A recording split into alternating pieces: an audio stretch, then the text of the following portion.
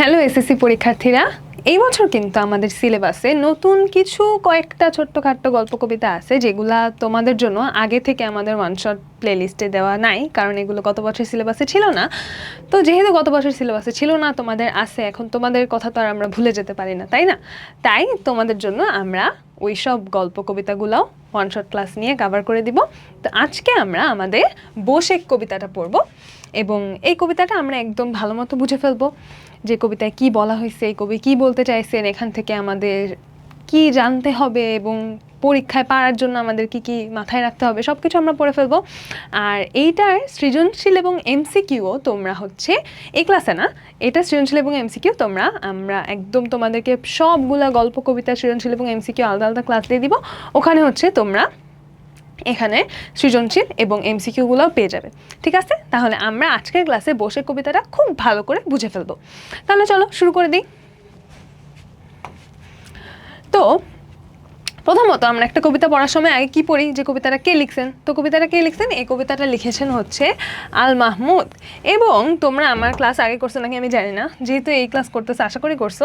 তো যদি করে থাকো এবং ফার্স্ট পেপারের কোনো টপিকের ক্লাস করে থাকো, তাহলে তোমরা জানবা যে আমি সবসময় এই কথাটা বলি যে খুবই ইম্পর্ট্যান্ট একটা কথা, যে একটা গল্প বা কবিতা পড়ার সময় আমরা আমাদের কবি পরিচিতি, লেখক পরিচিতি, জন্ম মৃত্যু সাল মুখস্থ করি আর না করি, এই গল্প বা এই কবিতাটার সোর্স কোথা থেকে, মানে কি যেটা কোথা থেকে নেওয়া হয়েছে, এটা অনেক ইম্পর্টেন্ট। ঠিক আছে, এটা সবসময় পরীক্ষায় আসে এবং বোর্ডের জন্য তো খুবই ইম্পর্টেন্ট, জ্ঞানমূলকেও দিয়ে দেয়, এমসিকিউতেও দিয়ে দেয়।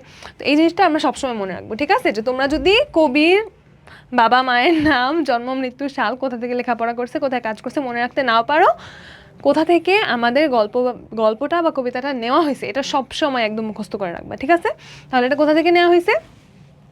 আল মাহমুদের কবিতা সমগ্রের পাখির কাছে ফুলের কাছে কাব্য থেকে এই বসে কবিতাটা সংকলন করা হয়েছে। ঠিক আছে, তারপরে পাঠ পরিচিতি আমি আর ডিটেলসে গেলাম না, কারণ মানে পাঠ পরিচিতি কি, আমাদের কবিতায় যা বলা আছে ওইটাই তো পাঠ পরিচিতি, তাই না? তো আমরা কবিতাটা পড়লে এটা এমনিই বুঝে যাবো। তাও তোমরা পাঠ পরিচিতিটা ভালো করে পড়বা। কেন ভালো করে পড়বা? কারণ আমরা যখন সৃজনশীল লিখবো তখন তো আমাদের একটু সুন্দর বইয়ের ভাষায় কিছু লাইনস লিখতে হয়, তাই না? তো ওই লাইনগুলো লেখার আইডিয়াটা কিন্তু আমরা খুব ভালো মতো পেয়ে যাবো আমাদের পাঠ পরিচিতি থেকে। ঠিক আছে, পাঠ পরিচিতিটা যদি আমরা মানে এখানে যে লাইনগুলো লেখা আছে এগুলো যদি আমরা একটু ভালো করে মাথায় রাখি, তাহলে কিন্তু আমরা পরীক্ষার খাতায় লেখার মতো সুন্দর সুন্দর লাইন মাথায় রাখতে পারবো। কিন্তু এখানে মানে তোমাদেরকে ডিটেলসে বোঝানোর কিছু নেই। ঠিক আছে, তাই আমি আর এখানে বেশি ডিটেলসে গেলাম না। তারপর আমরা আমাদের যিনি কবি আল মাহমুদ তার সম্পর্কে একটু ছোট্ট করে জেনে নিই। তিনি জন্মগ্রহণ করেন কবে? 1936 খ্রিস্টাব্দে 11ই জুলাই, ব্রাহ্মণবাড়িয়া জেলা। ঠিক আছে, তোমরা কি আসো ব্রাহ্মণবাড়িয়া? মারামারি ফাইটিংয়ের জায়গা, কেউ থাকলে আবার অফেন্ডেড হয় না। আচ্ছা, তো তোমাদের যাতে মনে থাকে এই জন্য বললাম। ঠিক আছে, যে এই বসেক কবিতাটা আমরা এরকম দেখবো যে বাতাস হচ্ছে সব কিছু একদম উড়ায় ফেলে, ধ্বংস করে দেয়। তো জায়গাটা অনেকটা ওই রকম। তো সেইটা দিয়ে আমরা একটু মনে রাখতে পারি। তো তোমরা যদি এমনিতেও মনে রাখতে পারো তাইলেও সমস্যা নেই। তো ব্রাহ্মণবাড়িয়া জেলায় 1936 খ্রিস্টাব্দের 11ই জুলাই তিনি জন্মগ্রহণ করেন। কোথায়? মোরাইল গ্রামে। ঠিক আছে, এবং তার প্রকৃত নাম এটাও আমরা মনে রাখবো। ঠিক আছে, এটা কিন্তু আসে, যেমন আমাদের আরেকটা কোথায় আছে যে বনফুল, আমাদের নিম গাছ যিনি লিখেছেন বনফুল, তার প্রকৃত নাম কি? তার প্রকৃত নাম হচ্ছে বলাইচাঁদ মুখোপাধ্যায়। তো এরকম যাদের একটা ছদ্মনাম আছে তাদের প্রকৃত নামটা কিন্তু পরীক্ষায় আসে। তাহলে তার প্রকৃত নাম কি? মীর আব্দুস শুকুর আল মাহমুদ। ঠিক আছে, মীর আব্দুস শুকুর আল মাহমুদ, এটা যাতে আমাদের ভুল না হয়।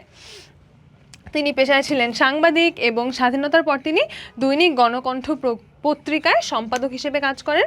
এবং তার সাহিত্য যে তিনি রচনা করতেন, সাহিত্যের বৈশিষ্ট্য, অর্থাৎ তার সাহিত্যে আমরা সাধারণত কোন বৈশিষ্ট্যগুলো বেশি দেখতে পাই। ঠিক আছে, যেরকম এক একজন সাহিত্যিকের লেখায় আমরা এক এক রকম দেখতে পাই। যেরকম আমাদের জসীমউদ্দিনকে বলা হয় পল্লী কবি, কেন? কারণ তিনি হচ্ছে পল্লী নিয়ে বা গ্রাম নিয়ে বেশি লিখতেন। তো সেরকমই আল মাহমুদের সাহিত্যের বৈশিষ্ট্য কি? লোকজ শব্দ। লোকজ শব্দ মানে কি? যে লোকের মুখে মুখে প্রচলিত যে শব্দগুলো, এই শব্দগুলোর ব্যবহার দেখতে পাওয়া যায়। তেমনি দেখতে পাওয়া যায় ঐতিহ্য প্রীতি, মানে তার কবিতায় ঐতিহ্যের প্রতি একটা ভালোবাসা দেখতে পাওয়া যায়। অর্থাৎ তিনি তার কবিতার মাধ্যমে আমাদের দেশের ঐতিহ্যকে তুলে ধরার চেষ্টা করেছেন। ওকে, আচ্ছা, এরপরে কি কি আছে যে তার উল্লেখযোগ্য রচনাবলী কি কি? কাব্যগ্রন্থ আছে লোকলোকালয়, কালের কলস, সোনালী কাবিন। তারপর শিশুতোষ কাব্যগ্রন্থ হচ্ছে পানকৌড়ির রক্ত। উপন্যাস কি কি? ডাহুকি, কবি ও কোলাহল, নিশিদা নারী, আগুনের মেয়ে ইত্যাদি। আমার মনে হচ্ছে এটা মনে হয় বানানটা ভুল আছে, তোমরা একটু বই থেকে দেখে নিও। ঠিক আছে, সরি। এবং তিনি কী কী পুরস্কার পেয়েছেন? বাংলা একাডেমি পুরস্কার, 21শে পদক সহ অসংখ্য পুরস্কার, এবং তিনি মৃত্যুবরণ করেন এই অল্প কিছুদিন আগে 2019 খ্রিস্টাব্দের 15ই ফেব্রুয়ারি। ওকে, তারপর এখানে আমাদের শব্দার্থ দেওয়া আছে। এবার আমরা আমাদের কবিতাটা পড়বো, ঠিক আছে? শব্দার্থ তোমরা দেখে নিও। শব্দার্থ যদি আমার এখানে কোনোটা হেল্প লাগে আমি শব্দার্থে চলে যাব, এমনিতে তোমরা মানে শব্দার্থ তো অর্থটাই দেওয়া আছে না, তোমরা পড়ে ফেলো। ওকে, তো এখন আমি একদম চেষ্টা করবো ওয়ার্ড বাই ওয়ার্ড যাওয়ার, যাতে কবিতার মধ্যে তোমাদের একদম কোনো কনফিউশন না থাকে, ঠিক আছে? ওকে, তাহলে কি বলা হলো? যে বাতাসে বুনো হাঁসের বাঁক ভেঙে যায়। আচ্ছা, শুরু করার আগে একটু ভূমিকা কথা বলি, ঠিক আছে? এই যে দেখো, আমরা দেখতে পারতেছি আমাদের কবিতার নাম কি? কবিতার নাম হচ্ছে বোশেক। বোশেক মানে আশা করি সবাই জানো, তোমরা যেহেতু সবাই ক্লাস 10-এ পড়ো। আচ্ছা, 10 না 9-এর অনেকে ক্লাস করতে পারো, ক্লাস 9 বা 10-এ পড়ো, তোমরা অনেক লেখাপড়া করে আসছো। তো বোশেক মানে কি? খুবই সহজ কথা, বোশেক মানে হচ্ছে বৈশাখ, তাই না? আমাদের দেশ ষড়ঋতুর দেশ আমরা জানি, এবং আমাদের 12টা মাস আছে বাংলায়, বৈশাখ, জ্যৈষ্ঠ, আষাঢ়, শ্রাবণ, তারপর কি ভাদ্র, আশ্বিন, কার্তিক, অগ্রহায়ণ, পৌষ, মাঘ। আরে আমার ইরেজার কাজ করে না কেন? দেখছো, ইরেজার কাজ করতেছে না, কি জ্বালাতন। দাঁড়াও, পৌষ, মাঘ, ফাল্গুন এবং চৈত্র, তাই না? এগুলো হচ্ছে আমাদের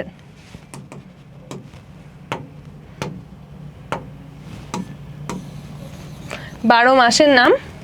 তো এর মধ্যে প্রথম মাসই হচ্ছে আমাদের বৈশাখ। তো বৈশাখ মাস সম্পর্কে আমরা অনেক কিছুই জানি, যে বৈশাখ মাসে হচ্ছে অনেক রকমের ফল পাওয়া যায়, বৈশাখ মাসে অনেক গরম পড়ে। সেরকমই বৈশাখ মাসের আরেকটা উল্লেখযোগ্য বৈশিষ্ট্য কি বলতো? কাল বৈশাখী ঝড়, তাই না? বৈশাখ মাসে কিন্তু প্রত্যেক বছর ঝড় হয়, এবং এই ঝড়কে কি বলে? এই ঝড়কে বলে হচ্ছে কাল বৈশাখী ঝড়।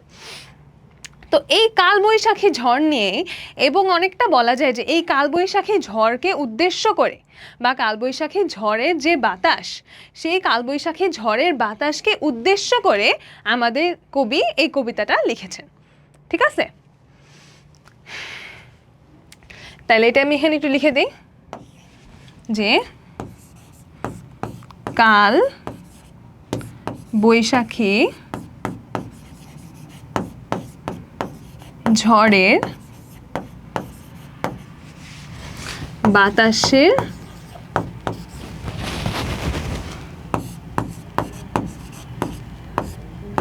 উদ্দেশ্যে। ওকে, তো কি বলছেন তিনি কালবৈশাখী ঝড়ের বাতাসের উদ্দেশ্যে, সেটা আমরা এখন দেখব। তো তিনি বলছেন যে বাতাসে বুনো হাঁসের ঝাঁক এটা বাঁক না ঝাঁক হবে, আচ্ছা, বুনো হাঁসের ঝাঁক ভেঙে যায়। তাহলে এই কালবৈশাখী বাতাসটা কিন্তু অনেক শক্তিশালী হয়, অনেক স্ট্রং হয়, তাই না? আমরা কিন্তু দেখি যে ঝড়ে আমাদের দেশের অনেক গ্রামাঞ্চলের মানুষজনের ঘর বাড়ি ভেঙে যাচ্ছে, গাছ ভেঙে যাচ্ছে, মানুষের ঘর বাড়ি একদম ভেসে চলে যাচ্ছে, মানুষ মারা যাচ্ছে, তারপর বিদ্যুতের খুঁটি ভেঙে পড়তেছে, এরকম আমরা অনেক দেখি না? বাতাসটা কিন্তু প্রচণ্ড শক্তিশালী হয়। তাহলে যে বাতাসে বুনো হাঁসের ঝাঁক ভেঙে যায়, মানে কি? যে বুনো হাঁসরা কিন্তু ঝাঁক বেঁধে থাকতে পছন্দ করে। তো এই বাতাসটা এতই শক্তিশালী যে এই বাতাসের তোড়ে বুনো হাঁসের ঝাঁকটা লণ্ডভণ্ড হয়ে গেল, তারা এক একজন এক এক দিকে ছড়িয়ে পড়লো, ঠিক আছে? জেটের পাখা দুমড়ে শেষে আছাড় মারে। জেটের পাখা মানে কি? জেটের পাখা মানে হচ্ছে প্লেন, ঠিক আছে? জেট প্লেন চিনি না আমরা? যে জেট প্লেনের পাখা দুমড়ে মুচড়ে আছাড় মারে, এত শক্তিশালী একটা ইঞ্জিন বা এত শক্তিশালী একটা কি যানবাহন, তাই না? কিন্তু সেটারও পাখা দুমড়ে মুচড়ে যাচ্ছে, আমাদের এই বাতাসটা এতটাই শক্তিশালী। ওকে, নদীর পানি শূন্যে তুলে দেয় ছড়িয়ে। আল্লাহ, এখানে হবে নদীর পানি শূন্যে তুলে দেয় ছড়িয়ে, বা এরকমই কিছু একটা হওয়ার কথা, এখানে একটু বানান ভুল আছে, ঠিক আছে? নুইয়ে দেয় টেলিগ্রাফের থামগুলোকে। তাহলে নদীর পানি একদম শূন্যে উঠে ছড়িয়ে যাচ্ছে, এত শক্তিশালী একটা বাতাস। এবং টেলিগ্রাফের থাম মানে কি? টেলিগ্রাফ হচ্ছে এই যে এখন যেরকম আমাদের বৈদ্যুতিক টাওয়ার আছে, এইরকমই আগে যোগাযোগের একটা মাধ্যম ছিল হচ্ছে টেলিগ্রাফ, এবং টেলিগ্রাফেরও থাম ছিল, এখনকার বৈদ্যুতিক থামের মতো তখন টেলিগ্রাফের থাম ছিল। তো এই টেলিগ্রাফের থামগুলো নুইয়ে যাইতো বাতাসের তোড়ে, ঠিক আছে? তাইলে এই পুরো প্যারাটাতে আমাদের কি বলা হয়েছে? এই পুরো প্যারাটাতে হচ্ছে এই বাতাসের শক্তি, বাতাসটা কতটা শক্তিশালী সেই শক্তিটাকে আমাদের কবি ফুটিয়ে তুলেছেন। হ্যাঁ, কিভাবে ফুটিয়ে তুলেছেন? বিভিন্ন উদাহরণের মাধ্যমে, ঠিক আছে? বাতাসটা কতটা শক্তিশালী এটা তিনি বিভিন্ন উদাহরণের মাধ্যমে ফুটিয়ে তুললেন। যে কীরকম উদাহরণ, যে বুনো হাঁসের ঝাঁক ভেঙে যাচ্ছে, এতই শক্তিশালী বাতাস, জেটের পাখা দুমড়ে মুচড়ে যাচ্ছে, তারপর কি হচ্ছে টেলিগ্রাফের থামগুলো নুয়ে পড়ছে, তারপর আরও কি হচ্ছে জানি ওই নদীর পানি হচ্ছে ছড়িয়ে যাচ্ছে, ঠিক আছে। সেই পবনের কাছে আমার এই মিনতি। পবন শব্দের অর্থ কি তোমরা জানো? পবন শব্দের অর্থ কিন্তু বাতাস, ঠিক আছে। পবন শব্দের অর্থ কিন্তু বাতাস। আর মিনতি মানে কি? মিনতি মানে হচ্ছে অনুরোধ।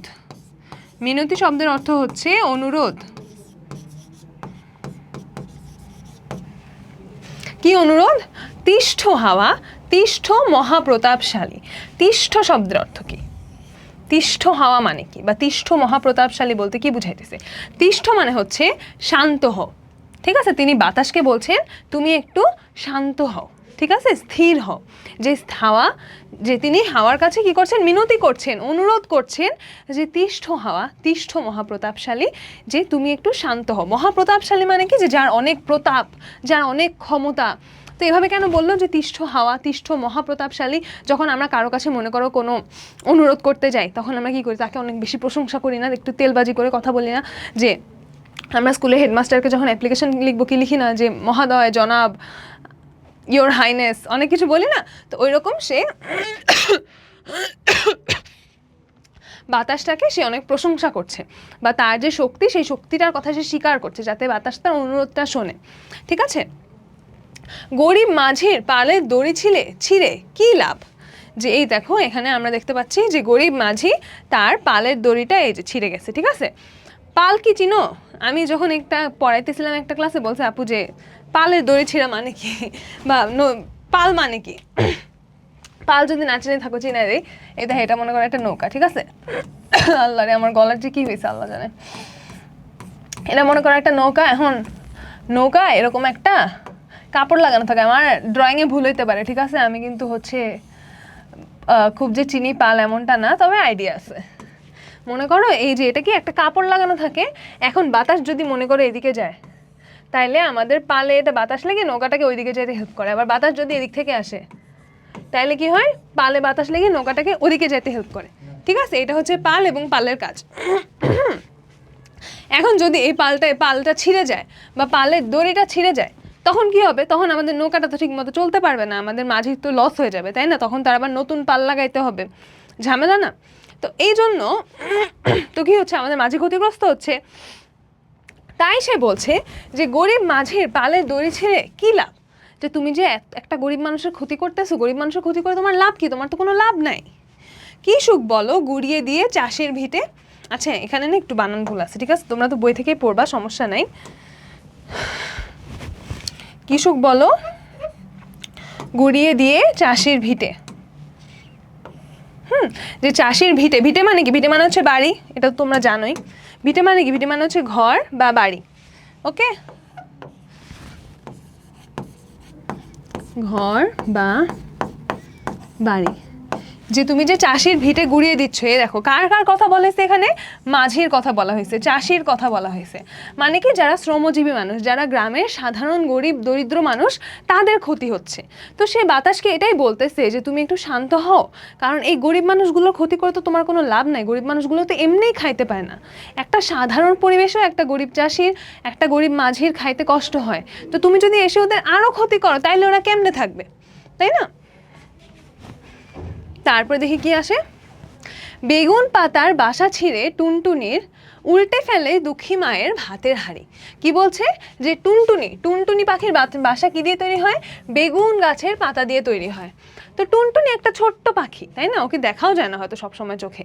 তো ও বাসা বানায় কি দিয়ে? বেগুন পাতা দিয়ে ও বাসা বানায়, একটা ছোট্ট বাসা বানায়, ও নিজের মতো থাকে। এখন বৈশাখী ঝড় আসলে কি হয়? সেই কালবৈশাখী ঝড়ে ওর এই ছোট্ট বাসাটা ভেঙে যায়, তখন ও গৃহহীন হয়ে যায়, আশ্রয়হীন হয়ে যায়। তো এই ছোট্ট পাখিটা আশ্রয়হীন হয়ে যাচ্ছে। আরও কি হচ্ছে? দুঃখী মায়ের ভাতের হাঁড়ি উল্টে যাচ্ছে। দুঃখী মা কেন বলা হয়েছে? বা এখানে দুঃখী মা বলতে যে গ্রামগঞ্জে যে সাধারণ একজন মা, মনে করো তার সংসারে অভাব, তার ছেলে হয়তো অসুস্থ, বা তার স্বামী হয়তো মারা গেছে, এরকম একজন দুঃখী একজন মা, অর্থাৎ গ্রামের একজন সাধারণ নারীর প্রতিচ্ছবি হচ্ছে এখানে তুলে ধরা হয়েছে। তো সেই মায়ের ভাতের হাঁড়ি উল্টে যাচ্ছে এই ভয়ঙ্কর বাতাসে। তো এটা করে কি লাভ তোমার, তাই না? হে দেবতা বলো তোমার কি আনন্দ, কি মজা পাও বাবুই পাখির ঘর উড়িয়ে। এই দেখো এখানে বাবুই পাখির ঘর, এই দেখো ঝড়ের জন্য কতগুলো বাবুই পাখির ঘর উড়ে মাটিতে এসে পড়ে আছে। তো এখানে বলতেছে যে তাহলে তুমি এই সব করে বাবুই পাখির ঘর উড়ে যাচ্ছে, টুনটুনির বাসা ছিঁড়ে যাচ্ছে, দুঃখী মায়ের ভাতের হাঁড়ি উল্টে যাচ্ছে, তো এসব করে তো তোমার কোনো আনন্দ পাওয়ার কথা না, এগুলো করে তুমি কি আনন্দ পাও, এসব তুমি কেন করছো? এসব তুমি করো না, বাতাসের কাছে অনুরোধ করছে এবং বাতাসকে দেবতা জ্ঞান করছে। ঠিক আছে, বাতাসকে একজন দেবতা হিসাবে মেনে আমাদের কবি এই কবিতাটা লিখেছেন। রামায়ণে পড়েছি যার কীর্তিগাথা, সেই মহাবীর হনুমানের পিতা তুমি। দেখো এখানে খুব সাবধানে খেয়াল করো, ঠিক আছে, এখানে একটু কনফিউশন লাগে যে রামায়ণে পড়েছি যার কীর্তিগাথা, সেই মহাবীর হনুমানের পিতা তুমি। তাইলে এখানে কার কথা বলা হইতেছে, কার কীর্তিগাথা পড়ছে বলো তো? বাতাসের নাকি হনুমানের? হনুমানের কীর্তিগাথা পড়ছে। ঠিক আছে, মহাবীর হনুমানের কীর্তিগাথা আমরা কোথায় পড়েছি? রামায়ণে। রামায়ণ কি এটা তোমরা জানো আশা করি, রামায়ণ হচ্ছে হিন্দুদের একটা ধর্মগ্রন্থ। ঠিক আছে, তো এই রামায়ণে কীর্তিগাথা মানে কি? কীর্তিগাথা মানে কি? কীর্তি শব্দের অর্থ হচ্ছে কাজ, গাথা শব্দের অর্থ হচ্ছে গল্প। তো যার কাজের গল্প বা যার মহান অবদানের গল্প আমরা পড়েছি রামায়ণে, সেই মহাবীর হনুমান। ঠিক আছে, মহাবীর যে হনুমান, সে খুব সাহসী ছিল, খুব বীর ছিল। তো হনুমানের পিতা হিসেবে ধরে নেওয়া হয় অনেক পুরাণে বা অনেক কিংবদন্তিতে ধরে নেওয়া হয় হচ্ছে বাতাসকে বা পবন দেবতাকে। ঠিক আছে, তো সেই মহাবীর হনুমানের পিতা তুমি, যে অর্থাৎ এত মহান একজন লোক, একজন এত ন্যায়পরায়ণ একটা চরিত্রের পিতা হচ্ছ তুমি। কালিদাসের মেঘদূতে যার কথা আছে, তুমি নাকি সেই দয়ালু মেঘের সাথী। আচ্ছা, তাহলে এখানে আবার কার কথা বলা হলো? কালিদাস। কালিদাস কে জানো? কালিদাস হচ্ছেন একজন মহাকবি। ঠিক আছে, নর্মালি তো যারা কবিতা লিখে তাদের বলা হয় কবি, তো কালিদাস হচ্ছে এতই অসাধারণ একজন কবি ছিলেন, তাকে কি বলা হয়? তাকে বলা হয় হচ্ছে মহাকবি। তো এই কালিদাসের একটা কাব্য হচ্ছে মেঘদূত, এবং মেঘদূতে মেঘের কথা বলা আছে। কেমন মেঘ? দয়ালু মেঘ। ঠিক আছে, কালিদাসের মেঘদূত কাব্যে একটা দয়ালু মেঘের কথা বলা আছে, এবং এই দয়ালু মেঘের সাথী, দয়ালু মেঘের সাথী বা সঙ্গী বা বন্ধু কে থাকে? থাকে হচ্ছে বাতাস। ঠিক আছে, সেই দয়ালু মেঘের সাথীও থাকে হচ্ছে বাতাস। তাহলে এখন সে কি করছে? আমাদের কবি কি করছেন? বাতাসকে বলছেন বা বাতাসকে মনে করিয়ে দিচ্ছেন যে তিনি কতটা মহান, কতটা ন্যায়পরায়ণ, এবং কতগুলো ন্যায়পরায়ণ চরিত্রের সাথে, যেসব মহান চরিত্রের সাথে বাতাস সম্পর্কিত। কোন কোন মহান চরিত্রের কথা বলা হচ্ছে? যে রামায়ণে যে মহাবীর হনুমানের কথা বলা হয়েছে, সেই মহাবীর হনুমানের পিতা বাতাসকে জ্ঞান করা হয়। ঠিক আছে, তাহলে সেই মহাবীর হনুমানের পিতা কি? সেই মহাবীর হনুমানের পিতা হচ্ছে বাতাস। তারপর আমাদের মহাকবি কালিদাসের যে মেঘদূত কাব্য আছে, সেই মেঘদূত কাব্যে যে দয়ালু মেঘের কথা বলা হয়েছে, সেই দয়ালু মেঘের সাথী হচ্ছে কে? বাতাস। ঠিক আছে, এরপরে আসি আমরা। তবে এমন নিঠুর কেন হলে বাতাস, উড়িয়ে নিলে গরিব চাষির ঘরের ক্ষতি? যে তুমি এত মহান চরিত্রের সাথে তুমি সম্পর্কিত, এত মহান চরিত্রের তুমি সাথী, তাহলে তুমি এত নিঠুর কেন হলে, এত নিষ্ঠুর কেন হলে যে তুমি গরিব চাষির ঘরের খুঁটি উড়িয়ে নিলে? কিন্তু যারা লোক ঠকিয়ে প্রাসাদ গড়ে, তাদের কোনো ইট খসাতে পারলে না তো। কিন্তু যারা হচ্ছে অন্য মানুষকে ঠকায়, যারা হচ্ছে খারাপ লোক, যারা অত্যাচারী লোক, যারা অন্য মানুষকে ঠকিয়ে অন্য মানুষের সম্পদের উপর ভর করে নিজেদের সম্পদের পাহাড় গড়ে তোলে, নিজেরা প্রাসাদ গড়ে তোলে, তাদের কোনো ক্ষতি তো তুমি করলে না। কেন করলে না? হায় রে কত সুবিচারের গল্প শুনি, তুমিই নাকি বাহন রাজা সোলেমানের। এই সোলেমান কে বলতো? আমাদের ইসলাম ধর্মে আমরা সুলাইমান আলাইহিস সালাম নবীর কথা শুনেছি না, আমরা নবী সুলাইমান আলাইহিস সালামের কথা শুনেছি না? সেই সুলাইমান আলাইহিস সালামের কিন্তু অনেক ক্ষমতা ছিল। হ্যাঁ, তো তার মধ্যে একটা ক্ষমতা কি ছিল? তিনি বাতাসে ভেসে যে কোনো জায়গায় চলে যেতে পারতেন।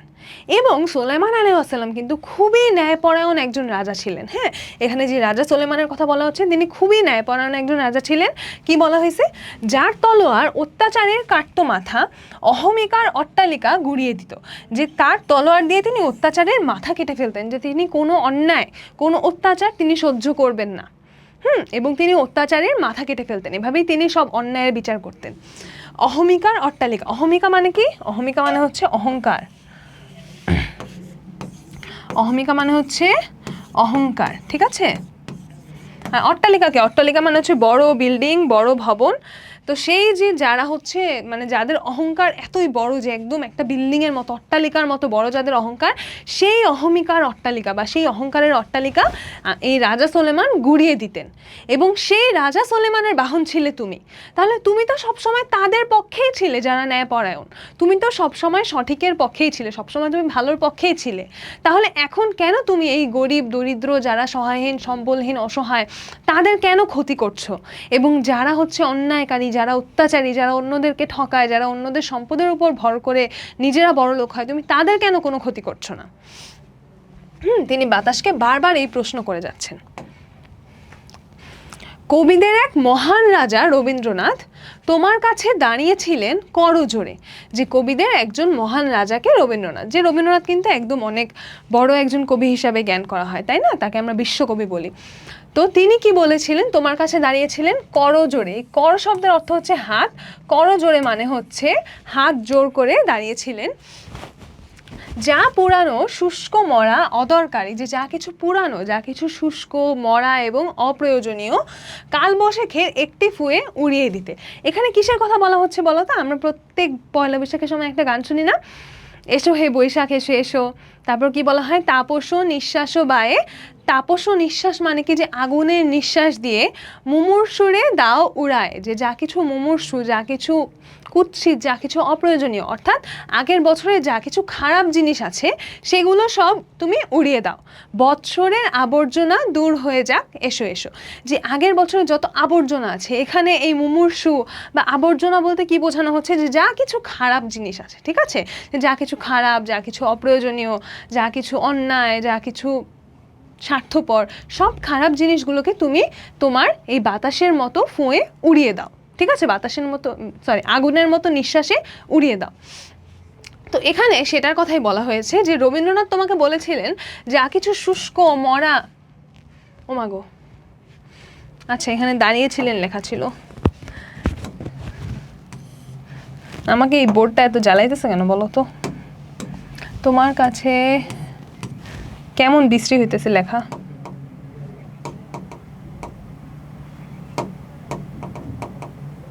কই আসলাম আমি? দাঁড়াও লেখাটাই ঠিক করে দিই।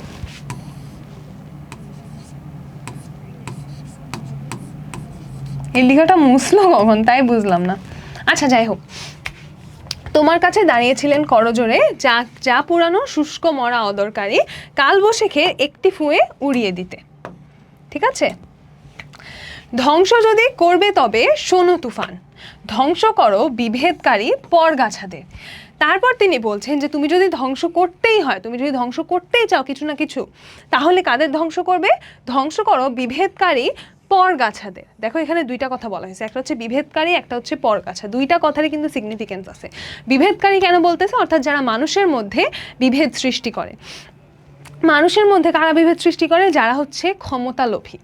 কিভাবে বিভেদ সৃষ্টি করে বা কেন বিভেদ সৃষ্টি করে? দেখো, যখন মানুষের মধ্যে এরকম তুমি বিভেদ সৃষ্টি করতে পারবা, এর কথা ওর কাছে গিয়ে লাগাবা ওর কথা ওর কাছে গিয়ে লাগাবা, তখন কি হবে?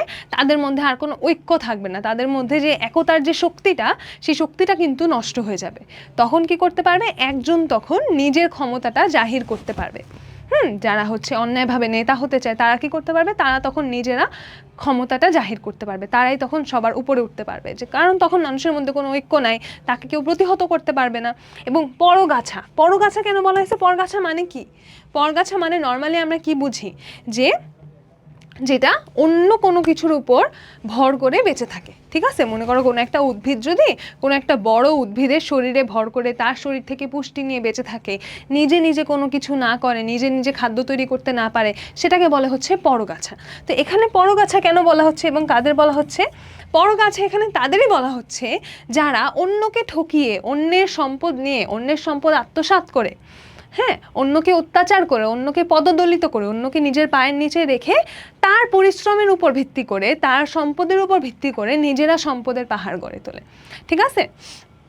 তো যারা মনে করো লোক ঠকায় বা মনে করো যে হয়তো আমরা শ্রমিকদের অনেক কম বেতন দিচ্ছি এবং তাদের পরিশ্রমের উপর ভিত্তি করে আমরা কোটি কোটি টাকার সাম্রাজ্য গড়ে তুলছি, এদেরকে আমরা বলতে পারি হচ্ছে পরগাছা, ঠিক আছে? তাইলে এই ধরনের খারাপ মানুষদের, বিভেদকারী পরগাছাদের, পরের শ্রমে গড়েছে যারা মস্ত দালান, এই যে এর পরের লাইনে এটা বলা হলো, যারা পরের শ্রমের উপর ভিত্তি করে নিজেদের সম্পদ গড়ে তুলছে, বাড়তি তাদের বাহাদুরি গুড়িয়ে ফেলো। যে তাদের যত বাড়তি বাহাদুরি আছে সেই সব বাহাদুরি তুমি গুড়িয়ে ফেলো। তাহলে এই কবিতা থেকে আমরা কি বুঝলাম? কবিতায় কবি হচ্ছে এই যে কালবৈশাখী ঝড়ের যে বাতাসটা, যে জোরালো বাতাসটা, তার উদ্দেশ্যে কিছু কথা বলছেন। তো কী কথা বলছেন? তাকে বলছেন, প্রথমত বলছেন যে তিনি কতটা শক্তিশালী এবং এই বাতাসের জন্য মানে কি কি ক্ষতি হতে পারে মানুষের সেসব বলছেন। তারপর হচ্ছে তাকে বলছেন যে তুমি যখন এতই শক্তিশালী, তুমি কেন হচ্ছে যারা গরিব দরিদ্র তাদের কেন তুমি ক্ষতি করছো। তারপর হচ্ছে তিনি বাতাসের আরও কিছু প্রশংসা করলেন, যে তুমি তো হচ্ছে রাজা সোলেমানের বাহন, তুমি মহাবীর হনুমানের পিতা, তুমি তো ন্যায়পরায়ণ, তুমি সবসময় ন্যায়ের সাথে থাকো, তাহলে এখন কেন তুমি হচ্ছে অন্যায় যারা করে বা যারা হচ্ছে এই বড় বড় প্রাসাদ গড়ে তোলে তাদের কেন তুমি কোনো ক্ষতি করছো না? যদি ক্ষতি করতেই হয়, যদি কোনো কিছু ধ্বংস করতেই হয়, তাহলে তুমি তাদেরকেই ধ্বংস করো। তো এখানে আমরা আরও একটা জিনিস দেখতে পারি, কি বলতো, একদম খুব বাস্তব একটা চিত্র, যে যখন যে কোনো বিপদ আপদ আসে, যে কোনো বিপদ আপদ আসে, যে কোনো সমস্যা হয়, সবচেয়ে ভালনারেবল এবং সবচেয়ে স্পর্শকাতর শ্রেণী কারা থাকে বা সবচেয়ে সহজে ক্ষতিগ্রস্ত কারা হয় বলো তো?